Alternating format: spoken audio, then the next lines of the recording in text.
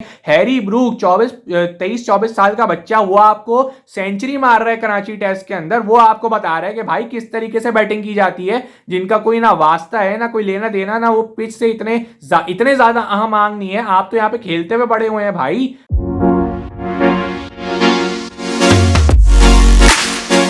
अस्सलाम वालेकुम जी, उम्मीद है आप सब खैरियत से होंगे, ठीक ठाक होंगे। और इख्तिताम हो गया है तीसरे टेस्ट का। जी हाँ, कराची टेस्ट का इख्तिताम हो चुका है, जिसमें इंग्लैंड ने पाकिस्तान को 8 विकेटों से शिकस्त दे दी। 170 रन पे दो खिलाड़ियों के आउट पे इंग्लैंड ने जल्द अज जल्द ये स्कोर पूरा कर लिया। जी हाँ, तो बात करेंगे मैच के ऊपर और एक अजीम जलालत के ऊपर पाकिस्तान क्रिकेट टीम की, जिन्होंने एक नए पे नए रिकॉर्ड्स कायम कर दिए हैं। जी हाँ, रिकॉर्ड्स कायम कर दिए हैं। 75 साल बाद ये व्हाइट वॉश हो गए हैं अपने ही घर के अंदर। जी, अपने ही घर के अंदर पहली बार ऐसा हुआ है हिस्ट्री के अंदर कि पाकिस्तान क्रिकेट टीम अपने होम ग्राउंड पे 4 लगातार मैचेस हारी है और व्हाइट वॉश हो चुकी है। जी हाँ, मुझे समझ में नहीं आ रहा कि इसको कैसे एक्सप्लेन करूं, किस तरीके से अपने जज्बात को मैं इजहार करूं, क्योंकि इन्होंने कुछ छोड़ा ही नहीं है। आज पाकिस्तान क्रिकेट टीम का जनाजा निकला है। जी हाँ, नेशनल क्रिकेट स्टेडियम से इन्होंने हमें कहीं का लाके नहीं छोड़ा है। जी, आप बात करें बाबर आजम की, मोहम्मद रिजवान की बात करें, मतलब ये कि कुछ समझ में नहीं आता कि ये कौन सी पिच पे खेल रहे हैं। पहले ये बोलते हैं कि जी हमें पिचेस नहीं मिलती। बाबर आजम पहले टेस्ट के अंदर पिंडी टेस्ट में बोलते हैं कि जी मुझे पिच नहीं मिली, और जैसे हमने पिच सोची थी वैसे तो हमें मिली नहीं। अरे तो भाई अगले दो मैचों में टिकट पिचेस आपको मिल तो गई हैं। दो आपने अपनी मर्जी की पिचेस बनवाई हैं, मुल्तान टेस्ट की और कराची टेस्ट मैच की। उसके बावजूद भी अगर आपसे बैटिंग नहीं हो गई और आपसे बॉलिंग नहीं होगी, इतनी घटिया तरीन किस्म की आप जो है वो सिलेक्शन करेंगे, फास्ट बॉलर्स आपको नाम को नहीं डालेंगे, कैप्टनसी आपको घंटे की नहीं आती करना, और उसके बाद अगर बातें ये करते हैं आके जी मैं किसी अपनी परफॉर्मेंस जो है वो मैं किसी को एक बंदा बात करता है कि मैं परफॉर्मेंस पे जवाब दे नहीं हूं, और आप बोलते हैं कि मुझे प्रूव करने की जरूरत नहीं है। मतलब कुछ समझ में नहीं आ रहा किस सिम्त में आप लोग चल रहे हैं मेरे भाई। आप लोग क्रिकेट से और अपने आप को बालातर समझना शुरू हो गए हैं जी, कि आपको कोई सिक्योरिटी गार्ड जो है वो रोक दे, जी आपने खाना खाने बाहर नहीं जाना, तो आप नाराज होकर मुंह बना के बैठ जाएंगे और मैच खेलने नहीं आएंगे 1 घंटे तक। ऐसी ऐसी स्टोरीज बाहर आने शुरू हो जाएंगी, तो मेरे ख्याल में कैसे मामला चलेंगे। आपने अपने आप को इस गेम से ऊपर का समझना शुरू कर दिया है। जी, सिलेक्शन पे बात करें तो जी रिजवान खेले पे खेले चले जा रहे हैं, उनकी कोई परफॉर्मेंस नजर नहीं आती है। ऐसा लग रहा है कि जो है वो आप रेहान अहमद पे आउट हो रहे हैं। मतलब जलालत की इंतहा देखिए कि आप रेहान अहमद पे आउट हो रहे हैं। मतलब जो कल का बच्चा 18 साल उसकी एज है, वो आपको सीधी सीधी शॉर्ट बॉलें कर रहा है और आप हाथों में कैच देके जा रहे हैं जी। तो मतलब ये कि मेरे ख्याल में ऐसा इतनी घटिया तरीके की परफॉर्मेंस अगर आपने देनी है तो आप टेस्ट मैचों में हमें रिप्रेजेंट ना किया करें भाई। इस तरीके से हमें जो है वो काफी जलालत फील होती है अंदर से। अगर आप फील करें ना दिल से तो आपको पता लगेगा जी हमें दुख होता है एज अ क्रिकेट फैन। ऐसी जो है वो अपने होम ग्राउंड पे हम हारते हैं। आप पड़ोसी मुल्क से कुछ सीख लीजिए कि वो अपने घर पे बुला के कम से कम रैंक टर्नर्स बना के जीत तो जाते हैं कम से कम। आप अगर अपने आप को विराट कोहली से कंपेयर करते हैं, उनकी कैप्टनसी अपने आप को उनसे कंपेयर करते हैं, तो खुदा का वास्ता कंपेयर ना कीजिए, क्योंकि विराट कोहली के आप स्टैट्स देखिए, उन्होंने घर के अंदर कितने टेस्ट मैचेस जिता रखे हैं इंडिया को, और आपकी कैप्टनसी में हम जो हैं वो यहाँ पे व्हाइट वॉश होके बैठे हैं। जो 75 साल से कोई टीम हमें नहीं कर पा रही, वो आपकी कप्तानी में हो गया है। बाबर आजम साहब, आप क्या कर रहे हैं, ये समझ से बालातर है। मतलब ये कि आपके सकलैन मुश्ताक साहब का मैं इंटरव्यू देख रहा हूँ, वो बोल रहे हैं कि जी उनके लड़कों का एक्सपीरियंस ज्यादा था, हमारे लड़कों का एक्सपीरियंस 120-125 टेस्ट मैचों का है, उनके 500-500 टेस्ट मैचेस खेले हुए। अरे भाई पिच तो वही थी ना, पिच वही है, और जो है वो खेलना भी आपको है, बल्ला आपके हाथ में है, बॉल आपके हाथ में,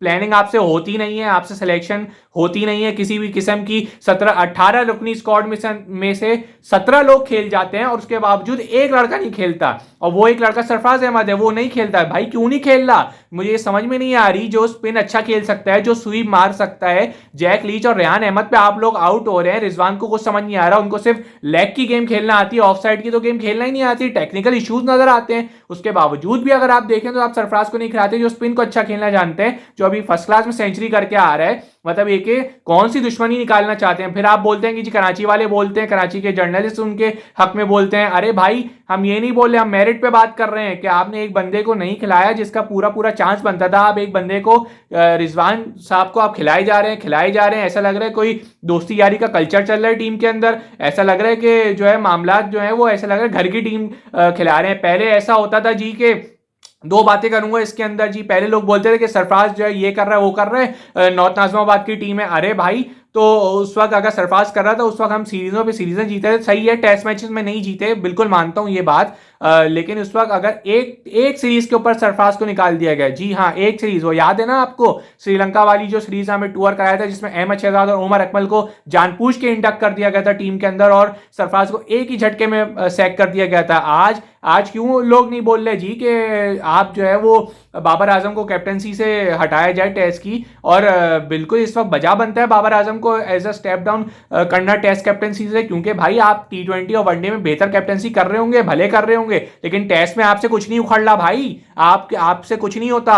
यहाँ पे आप जो है वो टीम का जनाजा निकाल दिया आपने नेशनल स्टेडियम के अंदर। 3 टेस्ट मैचेस हारने के बाद भी आप सुकून से बैठे हुए प्रेस कॉन्फ्रेंस के अंदर सऊद शकील को भेजते हैं। अरे भाई क्या हो गया, कुछ तो खुदा को रहम करें भाई, आप सऊद शकील को भेज रहे हैं ताकि आपसे कोई सवालात ना हो पाए, और आज आप आ गए प्रेस कॉन्फ्रेंस करने। जी हाँ, लेकिन मेरे ख्याल में आप कल भी आते प्रेस कॉन्फ्रेंस करने, आज भी आते।